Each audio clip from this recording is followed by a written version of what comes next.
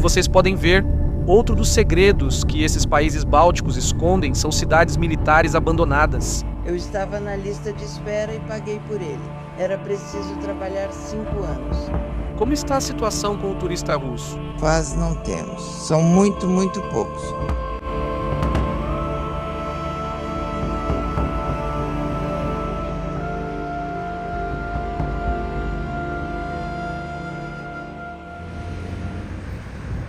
Bem, já estamos em Riga, na Letônia. Saudações de Riga. Estou aqui dirigindo. Cheguei ontem à noite. Sim, foi assim, 1h da manhã. E na verdade, como se diz, acabei de entrar no carro. A noite prometia ser tranquila. Encontrei lá no aeroporto um banco de cadeiras para dormir e no final, às 3h30, aconteceu uma confusão enorme. Na verdade, estou cansado. Meu plano agora é ir com um carro, bom, que não está ruim. Um Volkswagen Polo, o mais barato que eu tinha encontrado. Depois de procurar em 5 ou 6 agências dessas de aluguel de carro, no final saiu, com direito a circular por todos os países bálticos, entre 40 e 45, não lembro bem, por aí mais ou menos. Minha intenção agora é continuar percorrendo as ruas de Riga, conhecer um pouco mais essa cidade, que é uma mistura entre a herança soviética, mas também herança alemã, e uma mistura de toques modernos, depois da União Europeia. Me lembrou muito como se eu estivesse em uma cidade do norte da Europa, na Alemanha, na Dinamarca, na Suécia. Ah, olhem, estou justamente atravessando essa ponte de pedra, não sei se vocês conseguem ver, e ali, ao fundo, está o monumento aos fuzileiros da Revolução Bolchevique. É interessante como preservaram alguns monumentos. Quero no primeiro dia passear com calma e ver como preservaram alguns monumentos da história soviética. E deram a eles um nome neutro, por assim dizer, Os mesmos nomes que você poderia encontrar na Rússia, na Bielorrússia ou em outros países ex-soviéticos. E observar o que restou desse legado. Após a queda da União Soviética, os países bálticos removeram gradualmente símbolos soviéticos. Essa tendência aumentou no último ano devido ao conflito na Ucrânia. No ano passado, especialistas letões listaram 300 monumentos soviéticos para possível remoção, a maioria em Riga. O caso mais conhecido foi a demolição da torre de 80 metros que celebrava a vitória do Exército Vermelho na Segunda Guerra Mundial. A demolição não deixou a população de etnia russa indiferente, que representa 1/4 da Letônia. A grande maioria deles são emigrantes da antiga União Soviética, muitos dos quais são chamados de não-cidadãos, pois possuem passaporte letão, mas não a cidadania. Conversei antes com o rapaz do aluguel do carro e ele disse que todas essas obras são porque eles querem fazer. O sistema de trens, ou melhor de ferrovias, conectado com o resto da Europa. É um projeto, além disso é grande, até 2030 vão estar construindo. Olha lá no fundo, não sei se conseguem ver, agora talvez dê para ver melhor. É a Torre da Televisão. Outro dos monumentos que são herança soviética, construído na década de 80. Li que foi para as Olimpíadas de Moscou de 1980. E outra coisa que percebi é que há bandeiras da Ucrânia por toda parte, nos bondes, em muitos prédios, em muitas praças. Ao lado das bandeiras da Letônia, também a da Ucrânia. Ou seja, isso também vai ser algo interessante. Quantas bandeiras da Ucrânia vemos nessas ex-repúblicas soviéticas? As primeiras impressões que tenho do país são que as poucas pessoas com quem conversei falam inglês. Eu tentei falar com eles em inglês, assim, inglês mesmo, tal. Quando digo russo, começam a falar comigo em russo e insistem. Não, russo sim. Ouvi muito o idioma, pois é um dos países bálticos onde mais se fala russo. Acho muito curioso essa mistura de União Europeia com o idioma russo, herança soviética. Não sei, estou gostando muito até agora. Caramba, cuidado ao cruzar meu caminho. Vamos ver esse caminhão. Droga, o cara brigou comigo, que filho da mãe, me xingou e disse, vai se ferrar. E isso eu entendi em russo. Idite na juí. E olha, aqui temos um exemplo claro do que eu estava procurando. Esses prédios aqui na frente, os panelni, que são os pré-fabricados, dá para ver claramente a divisão entre os painéis, prédios construídos rapidamente com blocos pré-fabricados unidos, típicos blocos residenciais soviéticos, onde agora vemos esses anúncios ali da Samsung de telefones celulares. Antes, com certeza, devia ter propaganda soviética do partido. Vai saber, de qualquer coisa. Hoje não resta mais nada disso, só em lugares muito específicos ainda se encontra.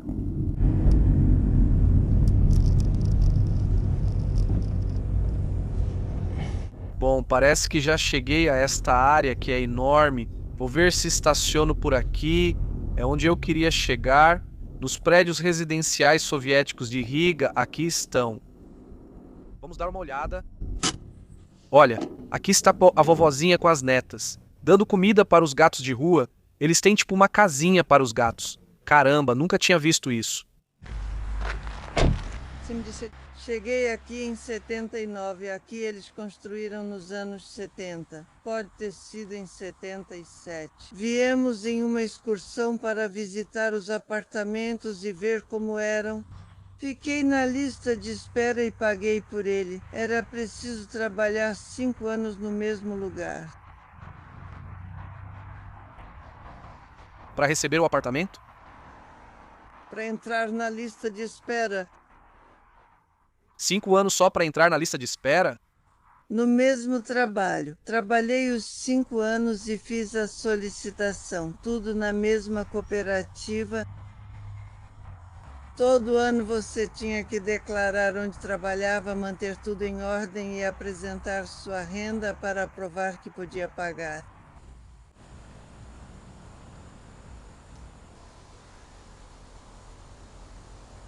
Pois aqui estou, no bairro de Purvsiems, um bairro residencial nos arredores de Riga, que começou a ser construído e planejado nos anos 60.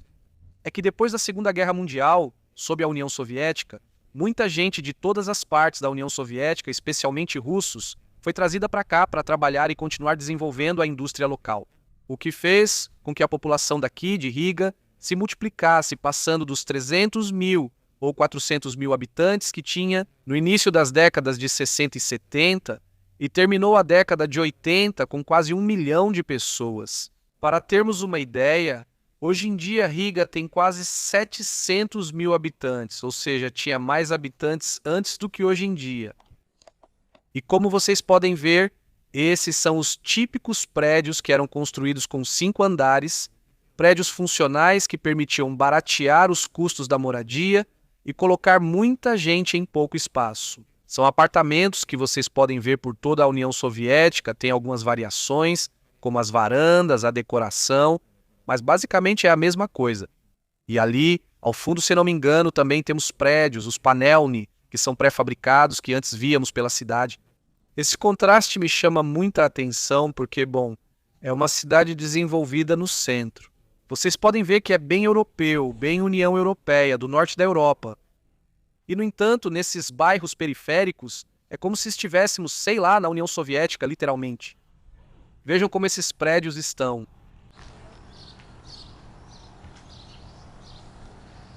Olá. Olá. Inglês ou russo? Você fala inglês?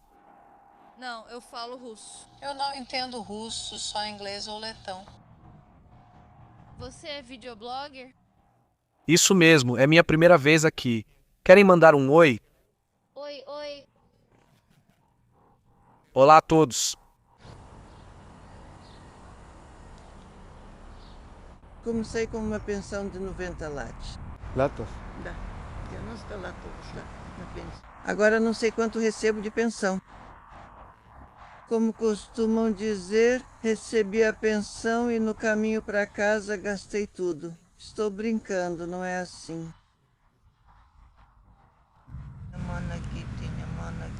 E como é viver por aqui? Está tudo bem ou sente falta de alguma coisa? Vivo de maneira tranquila, procuro não reclamar do governo. Eu sou feliz com este governo, poderia dizer que estou satisfeita. Não fizeram nada de mal para mim e eu vivo só para os gatos. Да. Eu entendo. E para os passarinhos. Eu vi que falam muito russo aqui. Sim, embora eu seja letã, me parece bem. Ninguém me incomodou. Respeito todo mundo, mas se você latir para mim, eu também vou latir. Como se diz obrigado em letão e muito prazer.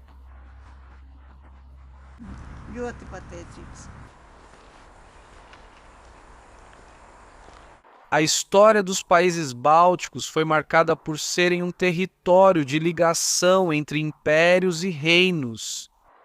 O sueco, o dinamarquês, e claro, o Império Russo. Também, já na Idade Média, antes disso, disputas entre ordens religiosas, como os teutônicos. Tem sido um barril de pólvora, um exemplo desse território de ligação entre impérios. E as consequências disso, infelizmente, são as guerras. Aqui temos um memorial em uma floresta a 8 quilômetros do centro de Riga, dedicado a todas as vítimas da ocupação nazista. Neste caso, há fuzilamentos de mais de 35 mil pessoas, entre elas judeus, letões, comunistas, bolcheviques, russos. Os letões, a etnia letã, muitas vezes não ocupavam cargos de decisão no governo, para não falar nem mesmo dos cargos de decisão, mas também dos proprietários de terras. Até que, começaram a reivindicar essa identidade e já sob o Império Russo, essas aspirações começaram a ser atendidas, Que o povo letão tinha de ser representado em seus governos, na tomada de decisões. Quando chegou a Revolução de 1905, no Império Russo, lutaram fortemente contra os czares. E embora tenha sido sufocada de maneira muito violenta, essa revolução, esse sentimento patriótico, esse sentimento de nação, aflorou ainda mais, se é que é possível, contra os czares.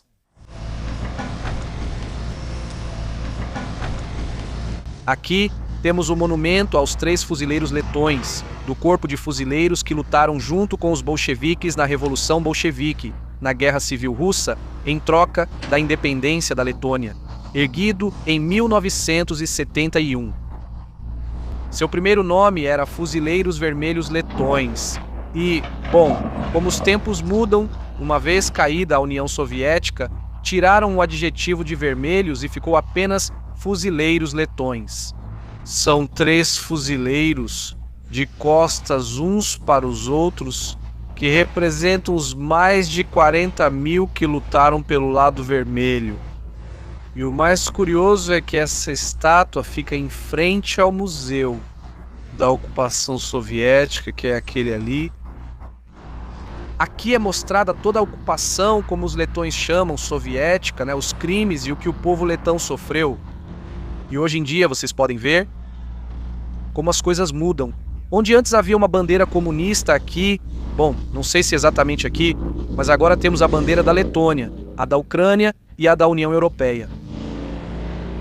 Além disso, hoje em dia também podemos encontrar uma exposição, por isso a bandeira da Ucrânia, dedicada à repressão soviética ou à ocupação soviética na Ucrânia. Claro, com os tempos tão polarizados que estamos vivendo, isso não seria visto em outras ex-repúblicas soviéticas, mas no caso da Letônia, que pertence à União Europeia. E aqui vocês têm imagens do conflito atual.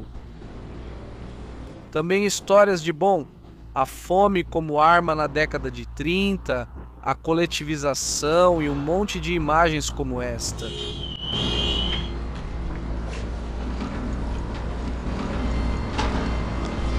Mais do que um museu focado exclusivamente no que eles chamam de ocupação comunista ou soviética, ele também é dedicado.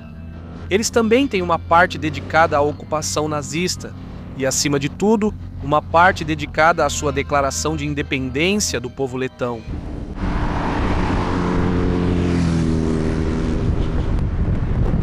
Finalmente, saindo de Riga, depois de quase o dia todo lá, mas enfim, agora finalmente estou a caminho da praia.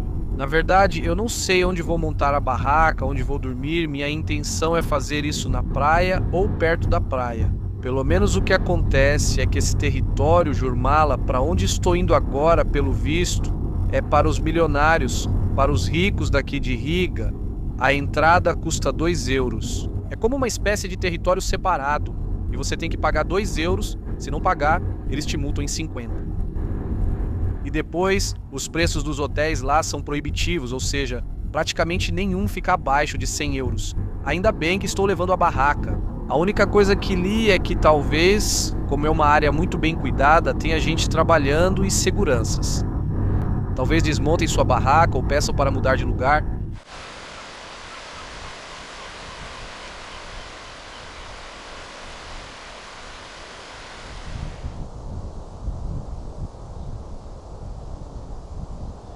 Bom, já tomei um banho no Báltico.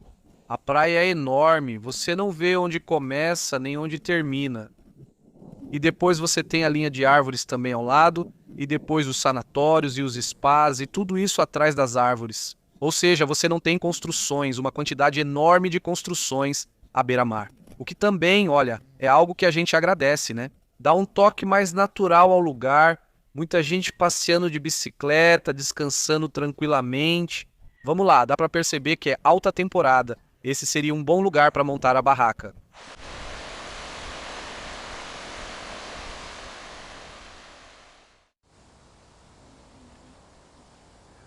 Bom dia da minha humilde morada. No final, acabei ficando em um camping. Fiquei olhando pela praia depois de tomar banho à tarde. Onde montar a barraca? E entre o fato de que tinha muita gente e depois a polícia estava patrulhando e tinha, sei lá, gente cuidando das dunas.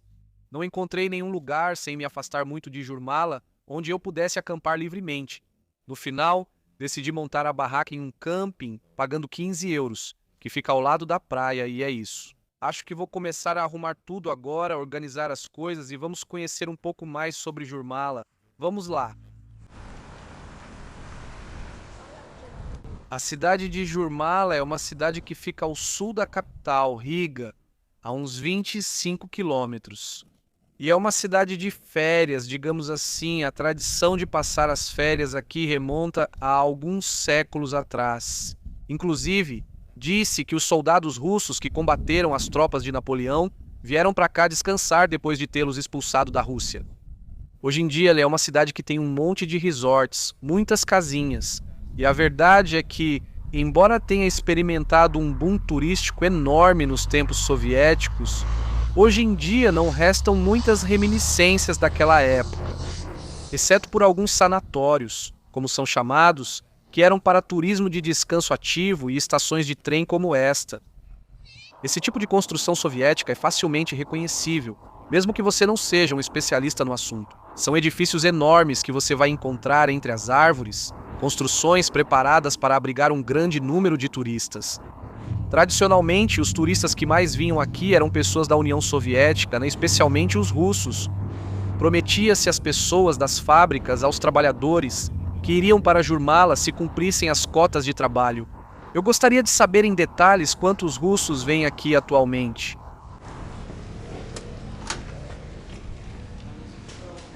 Como está a situação com o turista russo? Quase não temos, há muito poucos.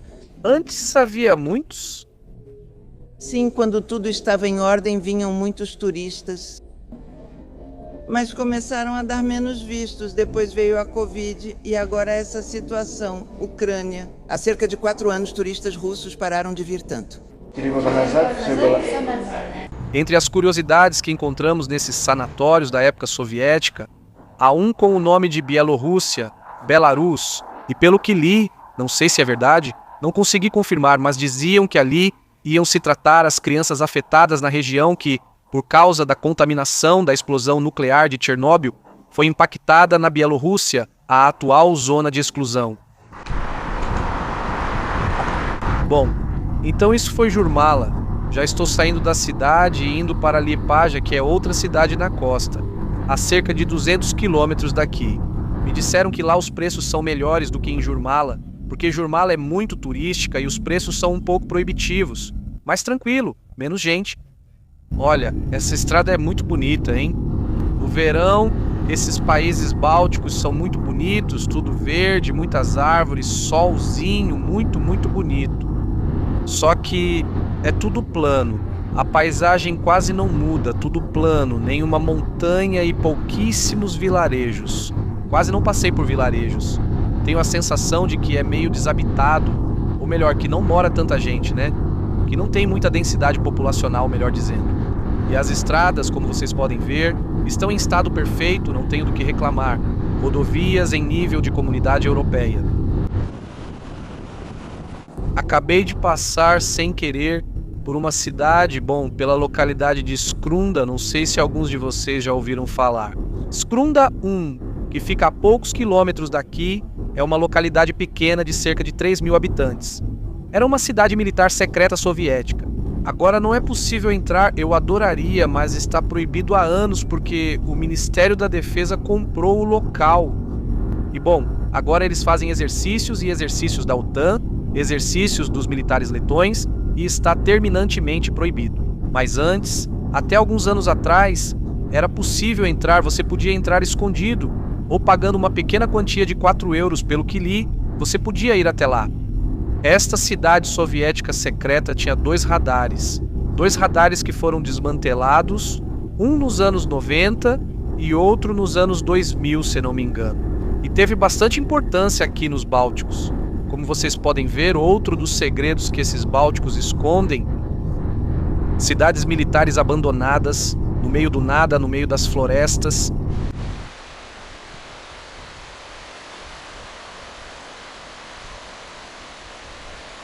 Enfim, no final acho que vou acampar aqui. Estive procurando um tempo e aqui está meio protegido. Aqui também não dá para ver muito, mas ali temos a praia. Não sei se vocês conseguem ver com um pôr do sol lindo ali, olha só. Eu tinha pensado em acampar um pouco mais abaixo, mas acho que aqui vou ficar um pouco mais protegido. O ideal seria ali, mas como tem um caminho, vou acampar aqui por precaução. Se o vento ficar forte, mudo de lugar. Espero que não. Vamos ver como será a noite.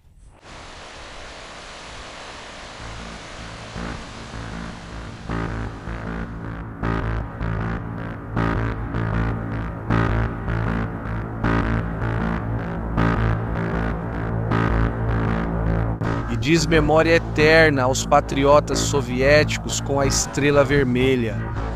Que me surpreendeu bastante, porque não é muito comum ver esse tipo de monumento nesses países bálticos.